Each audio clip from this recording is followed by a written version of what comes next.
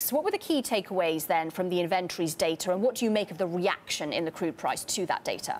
Well, it's been a bit of a roller coaster day in the oil market, actually. So we had a sharp drop off this morning. There's been a lot of technical trading. And we've seen sort of prices taking these very sudden sharp drops as soon as they go through certain levels, and we saw that again this morning. Then we had a rally back up as Iran said maybe they could be cutting for a little bit longer, and then we had this inventory data which showed a crude inventory decline, a gasoline inventory decline, but that doesn't seem to have been enough to have fully got the bulls back in. So we were up shortly afterwards, and now we're straight back down again. Yeah, absolutely. And I just want to bring everyone's attention to a chart that you've got here. I love a death cross. Tell us what this says. Well, this is this happened quite recently. We've seen the long-term moving averages in crude switching places. So we've seen the 50-day go below the 200-day moving average, and that's generally a bearish sign in the market.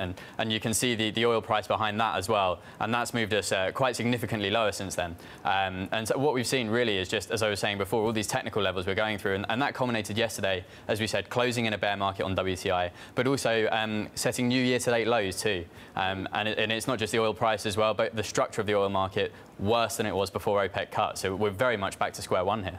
Right, interesting. So, Abigail, Alex has brought us the death cross, but you've got a chart, #BTV299, which perhaps tells a different story? Indeed, Nira. It's pretty interesting, actually, because that death cross, that's a great chart. It really speaks to the oversupplied situation for oil over more than 2 years. But traders could be looking at something different. So when we take a look at this chart, it comes to us from commodity strategist here at Bloomberg, Mike McGlone. Great chart. It shows that oil is really in a range. Now, that blue moving average in the middle, that is the 33-day moving average. Mike says that that's neither too short nor too long. And then the green line below, 10% below that, and the orange line above, 10% above that. And we see that over the last year or so that oil has really stayed in that moving envelope of range, really suggesting that we could see oil continue to stay within that range and perhaps bounce higher. Traders are looking to make a profit, and this range is a great way if they do. It's been pretty reliable over the medium to near term.